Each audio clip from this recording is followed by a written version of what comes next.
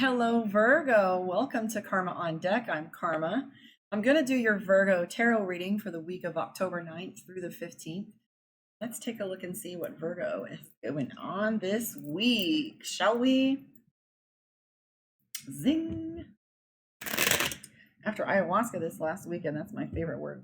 Zing. I get a new awareness every day, all day long. Oh, zing. I love it. Okay, here we go, Virgo. This is for you, darling.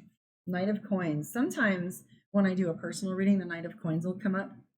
And it means that sometimes it means you're taking on a new job or a new role, okay? Or this is a new way of spending money. Page of Pentacles usually, Page of Coins usually shows me impulsive spending. But anyways, Emperor, Ten of Coins, Three of Cups. That was in Leo too. I always get like one repetitive card between signs, especially if they follow one another.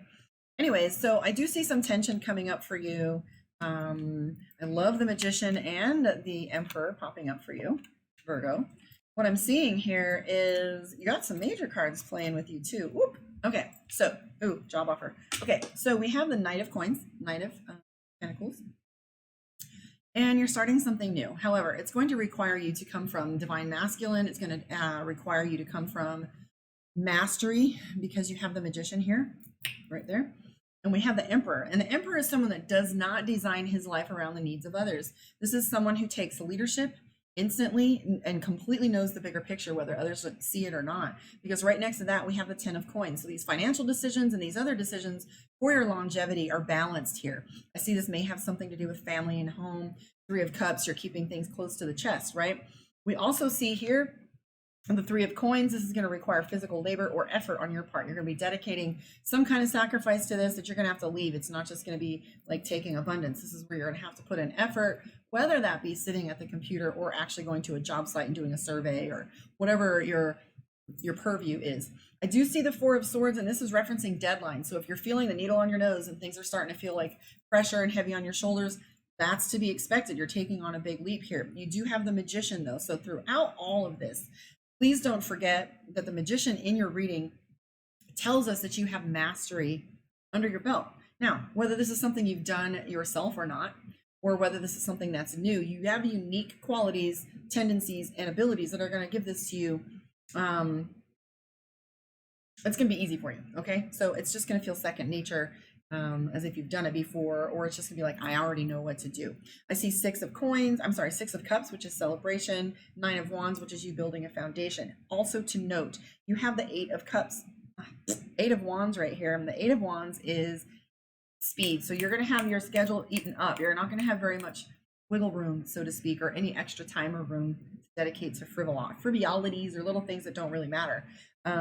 Queen of Wands, nurturing management, nurturing with this. You are probably going to feel a little antisocial next week, focusing so much on your projects. And that's the Hermit card, and that's not a big deal, right? Kind of goes with the Emperor, alone, Hermit. It may even include some meditation because as it's followed directly by that right here with the High Priestess, that's tuning into your subconscious, superconscious, and maybe some meditation and isolation for you to take some time and meditate and divine on this situation might be of benefit to you. I do see that you hesitate at times on taking on the next step. No risk, no reward, right? Because you do have the Two of Wands, which is sitting between two ideas. Now, whether you're talking yourself into or out of, or trying to decide between two courses of action, or whether you're listening to two separate individuals with opposing ideas, or just two different people making it three. We do have the Two of Coins as your end result card right here. Opportunity, collaboration, financial exchange. And these are all really amazing cards, okay? But don't forget, you're the Magician. That comes from mastery. It's no more dress rehearsal. Get on stage and shine. Okay. I'm Karma, my psychic one. Come find me and come meet some of the other talent that we have on there. If you want to book on a one-on-one with me, Karma on Deck. Like, subscribe, and share my channel. And I'm going to do a card pull for you from Divination of the Ancients. I always say this is my favorite part.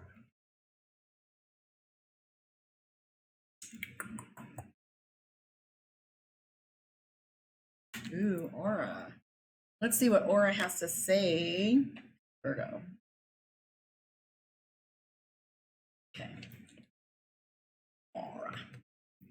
Observation. So maybe that's the Hermit card, right? Taking a look, a good look.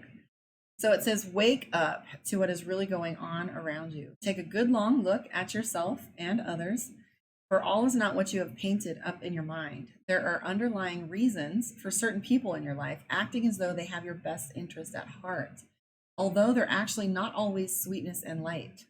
This wake up call serves you well and asks you to look at the areas of your life where you would improve things. Deepen investigation into situations you have previously skimmed over. Become the observer, watch and learn.